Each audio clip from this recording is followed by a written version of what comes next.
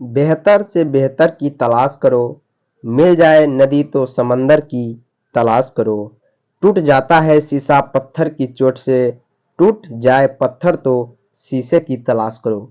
जी हाँ दोस्तों, स्वागत है आप सभी का हमारे इस YouTube channel study with Ravi पर। साथियों, आज हम फिर से आपके सामने लेके आए हैं बिहार बोर्ड के लिए वीवीआई मोस्ट इंपोर्टेंट क्वेश्चन, जो आपके एग्जाम के लिए मोस्ट इंपोर्टेंट होने वाला है। साथियों, ऐसे सवाल जो आपके एग्जाम में बहुत बार पूछे जा चुके हैं और फिर से 2024 में रिपीट होने की संभावना है और 100% आने की संभावना है। उसने कहा था साथियों, आपको ये कहानी पूरी तरह से पढ़ा हुआ होना चाहिए आज की क्लास को देखने के लिए, क्योंकि आज की क्लास में हम बात करने वाले हैं वीवीआई ऑब्जेक्टिव जो आपके एग्जाम में आने लायक होगा। उसने कहा था कहानी लहना सिंह द्वारा, इसमें सबसे ज्यादा व्याख्या लहना सिंह का किया गया है। चलिए जानते हैं साथियों कि आज की क्लास में हम देखेंगे कितने प्रश्न को कैसे हम लोग डील करेंगे। और फटाफट से आप लोग इस चैनल पे अगर नए हैं तो चैनल को सब्सक्राइब करके बेल आइकन को प्रेस करें, साथ ही साथ दोस्तों के पास शेयर करना ना भूलें।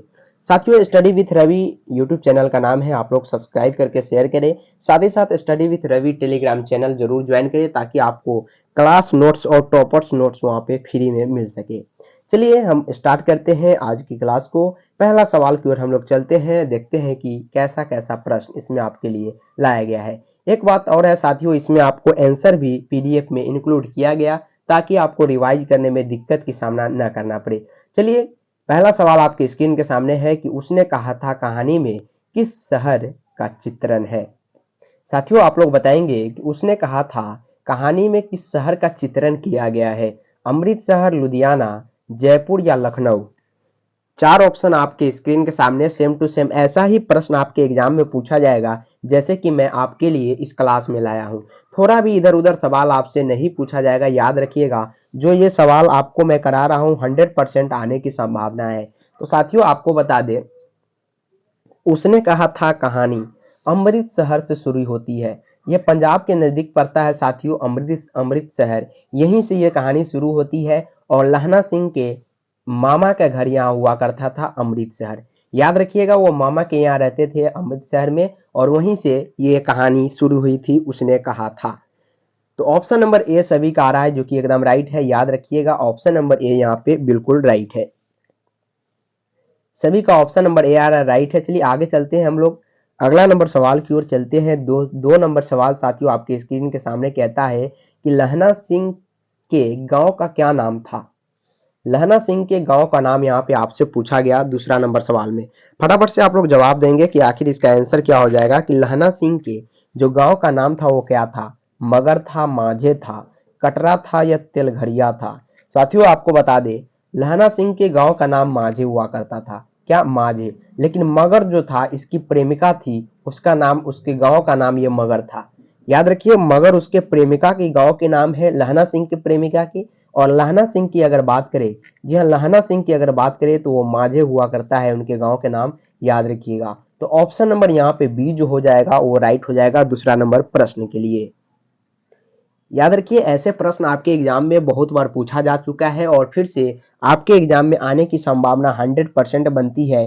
तो मुझे विश्वास है कि आप लोग लगातार क्लास को देख रहे हैं। बातचीत चैप्टर का मैंने पहले ही इसका ऑब्जेक्टिव करा दिया है, आशा है कि आप लोग उसे देख लिए होइएगा। अगर नहीं देखे हैं तो जरूर जाके देख लीजिए, 2 दिन पहले ही उस क्लास को कराया गया है। बहुत सारे स्टूडेंट ने उस क्लास को देखा, आप भी जरूर देखें। तो ऑप्शन नंबर यहाँ पे इस प्रश्न के लिए बी जो हो जाएगा राइट हो जाएगा, याद रखिएगा।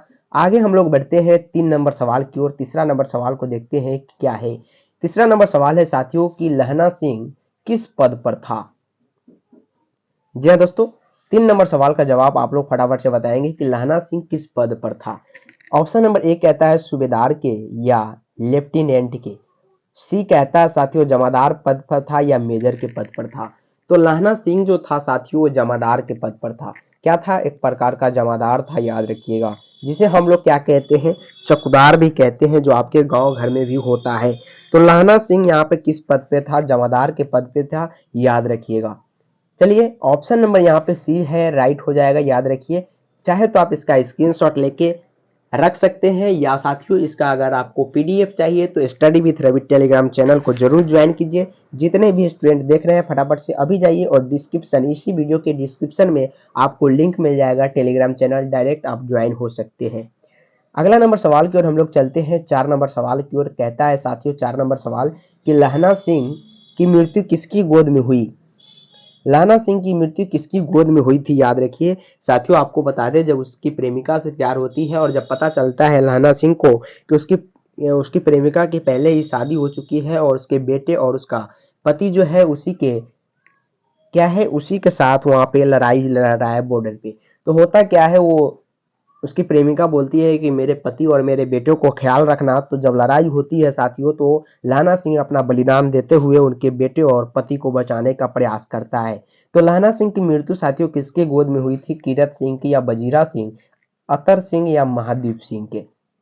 तो साथियों आपको बता दें लहना सिंह की जो मृत्यु हुई थी वजीरा सिंह के गोद में हुई थी। इसके वजीरा सिंह की गोद में हुई थी, याद रखिएगा। और ये सवाल की बात करें साथियों 2021 के एग्जाम में ये सवाल आपसे पूछा गया। उसके बाद आपसे 2022 में भी पूछा गया, याद रखिएगा। 23 को यहाँ पे नहीं पूछा है, तो आशा है कि ये 2024 यानी अगले बार आपसे ये आपके एग्जाम में 100% आने की संभावना बनती है। तो लहना सिंह की मृत्यु किसकी गोद में हुई थी, याद रखिएगा वजीरा सिंह की गोद में हुई थी। ऑप्शन नंबर यहाँ पे बी जो हो जाएगा वो राइट हो जाएगा। आशा है कि आपको पूरी तरह से मेरी आवाज सुनाई दे रही होगी। 4 नंबर सवाल का जवाब जो है ऑप्शन नंबर यहाँ पे बी एकदम राइट है, याद रखिए। चलिए आगे नंबर सवाल को देखते हैं। 5 नंबर सवाल आपसे क्या पूछा गया उसको देखते हैं। जी हाँ, ये भी सवाल आपके एग्जाम के लिए मोस्ट इंपोर्टेंट है। कहता है कि पलटन का विदूषक कौन था। पलटन का विदूषक कौन था ये पूछा गया। कहता है हजारा सिंह, मुख्तार सिंह, वजीरा सिंह या कुलदीप सिंह। 4 ऑप्शन है, आप लोग फटाफट से, जिस स्पीड में मैं इसका आंसर बताते जा रहा हूं और पूरी तरह से इसका व्याख्या करते जा रहा हूं उसी प्रकार आपको कमेंट बॉक्स में आंसर को बताना है।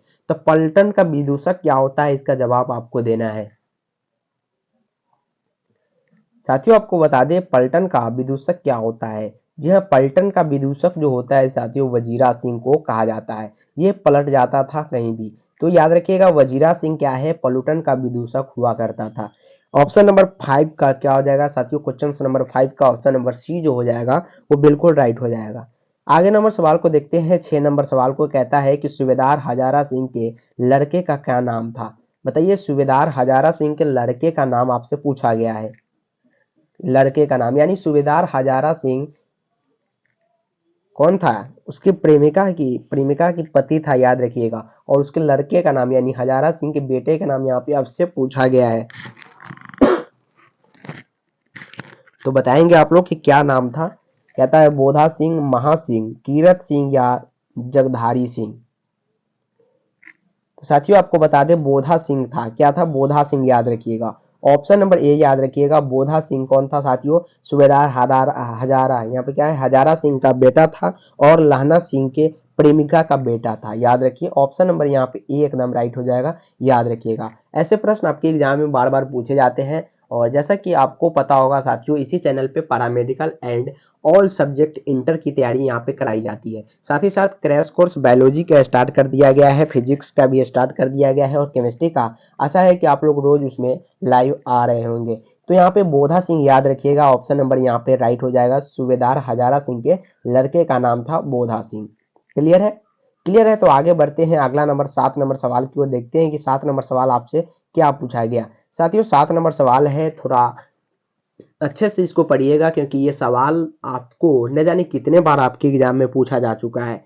7 नंबर सवाल में आपसे साथियों पूछा गया कि भारतीय सिपाहियों का किसके साथ संघर्ष हुआ था। संघर्ष कहने का मतलब लड़ाई किसके साथ हुआ था भारतीय सिपाहियों का, फ्रांसीसी के साथ, तुर्कों के साथ या अंग्रेजों के साथ या जर्मनी के साथ। 4 ऑप्शन आपके स्क्रीन के सामने है और जब भी यहाँ पे देश की बात आएगी आपके एग्जाम में साथियों तो आप लोग याद रखिएगा जर्मनी। जी हाँ, जर्मनी याद रखिएगा। यही एक ऐसा देश का उल्लेख इस कहानी में किया गया। उसने कहा था कहानी में साथियों जिसमें किसके साथ संघर्ष हुआ था, तो वहां पे जर्मनी के, जी हाँ, जर्मनी के पुलिसों के द्वारा वहां पे क्या हुआ था, मुठभेड़ हुआ था, याद रखिए। तो ऑप्शन नंबर यहाँ पे डी जो हो जाएगा वो राइट हो जाएगा। संघर्ष कहने का मतलब बहुत स्टूडेंट ये समझते हैं कि सर उसके साथ कुछ संघर्ष करना कि जीतने के लिए, नहीं, संघर्ष का मतलब यहाँ पे है लड़ाई। वहाँ पे लड़ाई हुआ था कि हम जीते तो हम जीते, और वहाँ पे बहुत सारे कहानी भी हुई थी। अगर आप इसे पूरी तरह से पढ़ेंगे तो आपको पूरी तरह से यहाँ पे समझ में आने वाला है। तो याद रखिएगा, भारतीय सिपाही किसके साथ संघर्ष हुआ था? जर्मनी के साथ। और ये आप 100% मान के चलिए कि आपके 2024 के एग्जाम में ये प्रश्न आपको निश्चित रूप से मिलने को देखेगा। क्लियर? क्लियर है? तो चलिए आगे चलते हैं 8 नंबर सवाल की ओर, देखते हैं 8 नंबर सवाल आपसे क्या पूछा गया। साथियों 8 नंबर सवाल है, कहता है कि जर्मन लपटन को किसने मार गिराया? जैसा कि हमने पहले ही बताया, संघर्ष का मतलब वहां पे लड़ाई था, लेकिन आपसे यहाँ पे पूछा गया कि जर्मन लपटन को किसने मार गिराया। यानी साफ साबित होता है कि वहां पे मारपीट हुई, लेकिन किसके साथ हुई? सूबेदार ने मार गिराया, बोधा सिंह ने, लहना सिंह ने, वजीरा सिंह ने। बताएंगे आप लोग कि जर्मन लपटन को किसने मार गिराया था? तो साथियों जैसा कि हमने बताया, उसकी प्रेमिका ने कहा था कि मेरे पति और मेरे बेटे को सलामत रखना, ऐसा कसम खाया था। किसने? लहना सिंह ने। तो लहना सिंह ने ही उसे बचाने के क्रम में जर्मन लपटन को मार दिया था, याद रखिएगा। ऑप्शन नंबर यहाँ पे सी राइट है। क्या है? ऑप्शन नंबर यहाँ पे सी राइट है, याद रखिए। ऑप्शन नंबर यहाँ पे सी बिल्कुल राइट हो जाएगा। और ये भी प्रश्न आपके एग्जाम के लिए भी आई है, याद रखिए। ऐसे सवाल आपके एग्जाम में पूछे जाते हैं। अगला नंबर सवाल 9 नंबर सवाल है, कहता है साथियों कि सिख राइफल के जमादार लहना सिंह का नंबर क्या था? ये तो ऐसे सवाल को मैं 5 स्टार देना चाहूंगा, क्योंकि ये सवाल आपके एग्जाम में बहुत बार पूछा गया है साथियों, और फिर से आपके 2024 के लिए 5 स्टार रहने वाला है, क्योंकि ऐसे सवाल आपके एग्जाम में फिर से 2024 में पूछा जाएगा निश्चित रूप से। कहता है कि सिख राइफल्स के जमादार लहना सिंह क्या था? सिख राइफल के जमादार हुआ करता था, याद रखिएगा। कभी कभी आपके 2 प्रश्न पूछे जाते हैं, आपसे यहीं पे पूछा जा सकता है दूसरे नंबर प्रश्न में कि लहना सिंह क्या था? तो जमादार था। लेकिन अगला प्रश्न जब आप पढ़ेंगे तो आपको इसका आंसर भी उसी के अगले क्वेश्चंस में मिल जाएगा। जैसे कि इसमें लिखा गया कि सिख राइफल के जमादार कौन था? लहना सिंह का नंबर क्या था? याद रखिए। तो 2 प्रश्न क्लियर हो सकते हैं अगर आप अपने एग्जाम में एकदम अच्छे से क्वेश्चंस को, सभी क्वेश्चंस को पढ़े और आंसर दे तब। अगर आपको पूरी तरह से याद ही है चैप्टर तो बिल्कुल भी दिक्कत नहीं है, आप अपने मन से भी लगा सकते हैं। तो सिर्फ सिख राइफल्स के जमादार लहना सिंह का नंबर क्या था, ये आपको बताना है। फटाफट से आप लोग ड्रॉप करेंगे कमेंट को, ताकि मुझे पता चले कि आप लोगों को इसका आंसर पता है। जी हाँ दोस्तों, 77 आ रहा है, जो कि एकदम राइट है, याद रखिएगा। 77 एकदम राइट है। सिख राइफल्स के जमादार लहना सिंह का नंबर क्या था? याद रखिएगा, 77 था। क्लियर है? चलिए आगे बढ़ते हैं हम लोग 10 नंबर सवाल की ओर, देखते हैं कि आगे आपसे 10 नंबर सवाल कैसा पूछा गया है। 10 नंबर सवाल है साथियों, कहता है कि सरकार ने सूबेदार को जमीन कहां दी है? बताइए, सरकार ने सूबेदार को जमीन कहां दी है? संजलपुर में, अलालपुर में, या जलालपुर में, या लायलपुर में? थोड़ा यहाँ पे जो इसका गांव का नाम दिया गया है उल्टा पुल्टा दिया गया। बिल्कुल भी घबराने की जरूरत नहीं है। ऐसे प्रश्नों को जब भी आपके सामने आए तो एक ही ऑप्शन याद रखिएगा। सरकार ने सूबेदार को जमीन कहाँ पे दिया था? याद रखिएगा, लायलपुर में दिया था। कहाँ पे दिया था? लायलपुर, याद रखिएगा। सिंपल से आपका यहाँ पे क्या हो जाएगा? आंसर निकल के चला आएगा। क्लियर है? ऑप्शन नंबर यहाँ पे डी एकदम राइट है, याद रखिएगा। ऑप्शन नंबर डी आपके एग्जाम के लिए मोस्ट इंपोर्टेंट है। चलिए आगे चलते हैं अगला नंबर सवाल की ओर। 11 नंबर सवाल को देखते हैं कि आखिर आपसे क्या पूछा गया।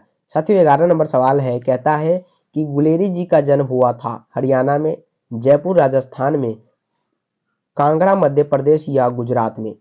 तो गुलेरी जी का जन्म कहाँ हुआ था, ये आप लोग बताएंगे। फटाफट से जवाब इसका देंगे कमेंट बॉक्स में आप लोग। यह गुलेरी जी का जन्म कहाँ हुआ था? जी जयपुर राजस्थान में हुआ था। कहाँ पे? जयपुर राजस्थान, याद रखिएगा। ऑप्शन नंबर यहाँ पे बी जो है वो बिल्कुल राइट हो जाएगा।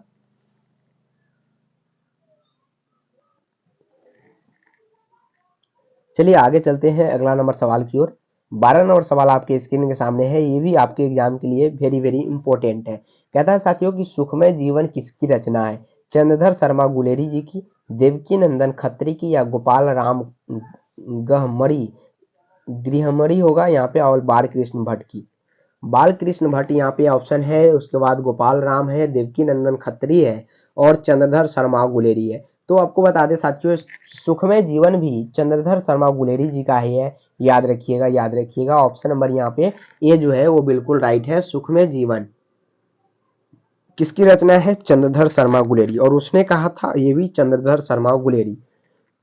तो जो भी इनसे रिलेटेड आएगा साथियों सवाल, वो पूछा जाएगा, याद रखिएगा। सिर्फ जो कहानी उसने कहा था लिखा है वही नहीं पूछा जाएगा, और भी इनसे रिलेटेड पूछा जा सकता है कि कौन सी कहानी, कौन सी रचना इन्होंने लिखी है। क्लियर है? याद रखिएगा, ऑप्शन नंबर ए यहाँ पे क्या हो जाएगा? राइट हो जाएगा। चलिए आगे हम लोग चलते हैं 13 नंबर सवाल की ओर। अगला नंबर सवाल 13 नंबर कहता है कि उसने कहा था कहानी कब प्रकाशित हुई। तो उसने कहा था कहानी यहाँ पे कब प्रकाशित हुई थी, आपसे पूछा गया। कहता है 1913 में, 1912 में, 1915 में या 1900 में। चार ऑप्शन है, फटाफट से आप लोग इसका आंसर बताएंगे कि उसने कहा था कहानी कब प्रकाशित हुआ था। तो आपको बता दें 1915 ईस्वी में यह प्रकाशित किया गया, याद रखिएगा। ऑप्शन नंबर यहाँ पे सी जो है वो बिल्कुल राइट है। 1 मिनट, सॉरी दोस्तों, एक इमरजेंसी कॉल आ गया था। चलिए हम लोग आगे बढ़ते हैं। 13 नंबर सवाल का जवाब, जैसा कि हमने आपको बताया कि उसने कहा था कहानी कब प्रकाशित हुआ, तो 1915 ईस्वी में हुआ था, याद रखिएगा। ऑप्शन नंबर यहाँ पे सी जो है वो बिल्कुल राइट, एकदम राइट हो जाएगा। और ऐसे सवाल आपके एग्जाम में पूछे जाएंगे, याद रखिए, कि कब प्रकाशित हुआ, किसने लिखा, और ये उनका जन्म तिथि और डेट ऑफ बर्थ जो भी है उसका याद रखिएगा, क्योंकि ये सवाल आपसे पूछा जाता है। चलिए आगे 14 नंबर सवाल को देखते हैं। कहता है कछुआ धर्म किसकी कृति है। ये सवाल भी आपके एग्जाम के लिए काफी महत्वपूर्ण है साथियों, कि कछुआ धर्म से सवाल आपके एग्जाम में बहुत बार पूछा गया। तो कछुआ धर्म किसकी कृति है? प्रताप नारायण मिश्र की है, बाल कृष्ण भट्ट की है, चंद्रधर शुक्ल की है यानी चंद्रधर शर्मा, और रामधारी सिंह, चंद्रधर शर्मा गुलेरी जी की है। तो कछुआ धर्म यहाँ पे आपसे पूछा गया कि किसकी कृति है, बताएंगे आप लोग, फटाफट से इसका आंसर बताएंगे साथियों। कछुआ धर्म की बात करते हैं तो ये भी चंद्रधर शर्मा गुलेरी जी की कृति है, याद रखिएगा। इससे रिलेटेड आपसे सवाल पूछा जाएगा। चलिए आगे चलते हैं हम लोग। आगे नंबर सवाल 15 नंबर सवाल की ओर। कहता है कि पुरानी हिंदी की रचना है। पुरानी हिंदी की रचना किनकी है? रामचंद्र शुक्ल की है, हजारी प्रसाद द्विवेदी, नामवर सिंह या चंद्रधर शर्मा गुलेरी। तो ये पुरानी हिंदी भी जो है रामधारी सिंह यानी चंद्रधर शर्मा गुलेरी जी के, याद रखिएगा। इनका है चंद्रधर शर्मा गुलेरी जी का है क्या? पुरानी हिंदी, यानी ऑप्शन नंबर यहाँ पे डी राइट है। तो इससे रिलेटेड जो भी सवाल आपके एग्जाम में बनने लायक है मैं कराते जा रहा हूँ। अभी भी और नीचे भी ऐसे रिलेटेड सवाल आपके एग्जाम के लिए होगा, जो मैं पूरी तरह से आपको कराने का प्रयास कर रहा हूँ, क्योंकि ये जो दिया गया है आपके एग्जाम में, आपके जो एनसीईआरटी के बुक है उसमें बिल्कुल भी नहीं दिया गया है, मैं अलग से यहाँ पे लाया हूँ आपके लिए। अगला नंबर सवाल 16 नंबर सवाल कहता है कौन सा निबंध गुलेरी रचित नहीं है। ये भी पूछा जा सकता है कि गुलेरी, चंद्रधर शर्मा गुलेरी जी द्वारा कौन सा निबंध रचित नहीं है। तो आपको 3 तो ऐसे पता होना चाहिए जो उनके द्वारा रचित है सबसे पहले, उसके बाद आप इसका आंसर लगा सकते हैं। तो बताइए कि कौन सा निबंध जो है गुलेरी जी द्वारा रचित नहीं है। तो देवान प्रिय की बात करते हैं तो ये बिल्कुल राइट है इनके द्वारा रचित किया गया। पुरानी हिंदी की बात करते हैं, जैसा कि हमने पहले ही देखा, ये भी रचित है। और मोरसी मोही कुठाव, ये भी इनके द्वारा है। तो यहाँ पे समझने वाली बात है, ऑप्शन नंबर ए, सी और डी ये गुलेरी जी द्वारा रचित है। तो आप लोग यहीं पे इसको याद कर लीजिए, ये भी 3 जो है इन्हीं के द्वारा रचित है। लेकिन मजदूर और प्रेम की बात करें तो ये अलग आदमी के द्वारा रचित किया गया है, गुलेरी जी द्वारा ये रचित नहीं है। तो ऑप्शन नंबर इस प्रश्न के लिए तो बी राइट हो जाएगा, लेकिन नहीं है तो यानी गलत इसके लिए है। लेकिन ऑप्शन नंबर क्या हो जाएगा, यहाँ पे आंसर की बात करेंगे तो राइट हो जाएगा ऑप्शन नंबर बी। आगे 17 नंबर सवाल कहता है कुराई का क्या अर्थ होता है। कुराई का क्या अर्थ होता है बताएंगे आप लोग। मंगनी, विवाह, कड़वी बात या दहेज। कुराई नहीं होगा यहाँ पे, क्या हो जाएगा साथियों? कुरमाई हो जाएगा। क्या हो जाएगा? कुरमाई। क्योंकि ऐसा ही सवाल पूछा गया था उनके प्रेमिका से कि तेरी कुरमाई हो गई। तो कुरमाई का मतलब होता है मंगनी, यानी विवाह के लिए जो मंगनी किया जाता है साथियों, वही होता है कुरमाई का मतलब, यानी मंगनी हो जाएगा यहाँ पे। ऑप्शन नंबर ए राइट हो जाएगा। लहना सिंह जी द्वारा पूछा जाता है उनके प्रेमिका से कि तेरी कुरमाई हो गई, यानी तेरी मंगनी हो गई। क्लियर है?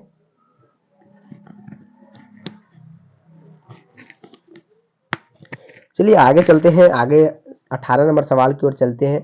18 नंबर है कि बोधा कौन था। तो बोधा की बात करें तो बोधा हजारा सिंह का भाई था, लहना सिंह का भाई था, वजीरा सिंह का भाई था या सूबेदार हजारा सिंह का बेटा था। तो ये प्रश्न का जवाब मैंने पहले ही या सेकेंड लास्ट प्रश्न में दिया था कि बोधा सिंह जो था साथियों वो लहना यानी सूबेदार हजारा सिंह का बेटा था। सूबेदार हजारा सिंह का बेटा और लहना सिंह की प्रेमिका का बेटा है कौन, बोधा सिंह। याद रखिए ऑप्शन नंबर यहाँ पे क्या हो जाएगा, डी एकदम राइट हो जाएगा। आगे 19 नंबर सवाल, चंद्रधर शर्मा गुलेरी की कहानी कौन सी है। चंद्रधर शर्मा गुलेरी की कहानी कौन सी है आप लोग बताएंगे फटाफट से। जूठन रोज, उसने कहा था या तिरिच। तो चंद्रधर शर्मा गुलेरी जी की कहानी यहाँ पे पूछा गया है, उसने कहा था, जो कि ये पढ़ रहे हैं आप और जिसका मैं क्वेश्चन आंसर आपको करा रहा हूँ। आगे 20 नंबर सवाल कि कौन सी कहानी चंद्रधर शर्मा गुलेरी का की लिखी हुई नहीं है। बताएंगे आप लोग, चार ऑप्शन है कि कौन सी ऐसी कहानी है जो चंद्रधर शर्मा गुलेरी जी द्वारा लिखा हुआ नहीं है। सुखमय जीवन, बोध का कांटा, उसने कहा था या कफन। तो साथियों आपको बता दें कफन जो है यहाँ पे ये बिल्कुल भी इनके द्वारा लिखा हुआ नहीं है। आगे 21 नंबर सवाल कहता है गुलेरी जी किस गांव के मूल निवासी थे। तो गुलेरी जी जो थे यहाँ पे गुलेर के निवासी थे, याद रखिएगा, क्योंकि चंद्रधर शर्मा गुलेरी लास्ट में जो लगा है उनका गांव का नाम है। ये भी आपको हेल्प दे सकता है और एक नंबर आपको पक्का करा सकता है आपके एग्जाम में। 22 नंबर सवाल है कि उसने कहा था कहानी के कहानीकार कौन है। तो कहानीकार की बात करते हैं, कहानीकार कौन है, बाल कृष्ण भट्ट, भगत सिंह, चंद्रधर शर्मा गुलेरी या रामधारी सिंह दिनकर।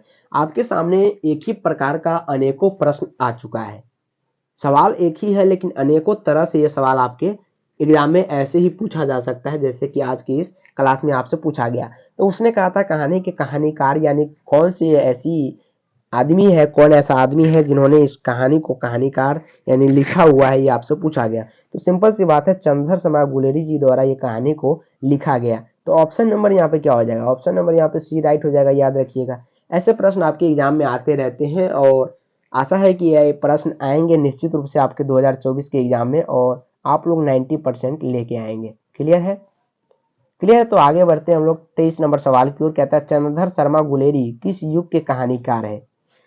चंद्रधर शर्मा गुलेरी किस युग के कहानीकार है। तो द्विवेदी युग, भारतेंदु युग, प्रेमचंद युग या इनमें से कोई नहीं। तो आपको बता दें द्विवेदी युग का क्या है, कहानीकार है कौन, चंद्रधर शर्मा गुलेरी। याद रखिए ऑप्शन नंबर यहाँ पे एकदम राइट हो जाएगा। चलिए आगे बढ़ते हैं हम लोग आगे 24 नंबर सवाल की ओर। उसने कहा था कहानी कितने भागों में विभक्त है। तो उसने कहा था कहानी जो है साथियों 5 भागों में विभक्त किया गया। याद रखिएगा ये भी सवाल आपके एग्जाम के लिए MVVI हो सकता है। जो भी सवाल पर हमने MVVI और मोस्ट इंपोर्टेंट का जिक्र किया है साथियों, वो सवाल आपके एग्जाम में निश्चित रूप से पूछे जाने की संभावना है, क्योंकि जो अनुभव है वो मैं बता रहा हूँ साथियों कि जो भी प्रीवियस ईयर्स में पूछे गए प्रश्न है उसके आधार पर मैं बात करूँ तो ये जो सवाल है ये कम से कम तो 5 से 6 बार जरूर आपसे एग्जाम में पूछा गया, चाहे तो आप PYQ उठा के देख सकते हैं। चलिए आगे हम लोग बढ़ते हैं 25 नंबर सवाल की ओर। चंद्रधर शर्मा गुलेरी का जन्म कब हुआ था। 7 जुलाई 1882, 8 जुलाई 1883 या 7 जुलाई 1883, 8 जुलाई 1890।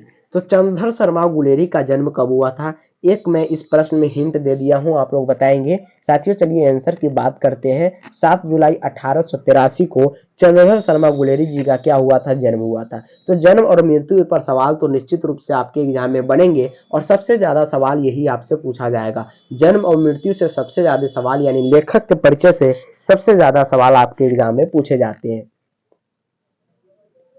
26 नंबर सवाल, लहना सिंह किस कहानी के पात्र है। सुखमय जीवन के, जूठन के, तिरिच के या उसने कहा था। तो सिंपल सी बात है, जो ने जिसने ये कहानी को पूरी तरह से पढ़ चुका है वो सिंपल सी बात है इस कहानी के किस कहानी के कौन सा पात्र है ये आपको पूरी तरह से पता होगा।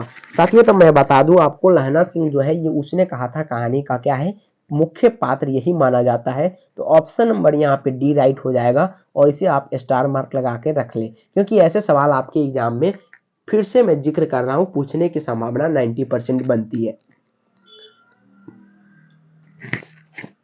चलिए हम लोग आगे चलते हैं 27 नंबर सवाल को देखते हैं। कहता है कि उसने कहा था किस प्रकार की कहानी है। उसने कहा था किस प्रकार की कहानी है, इसमें कौन सा जिक्र किया गया है, चरित्र का उसमें वर्णन किया गया, कर्म प्रधान या धर्म प्रधान या भाव प्रधान।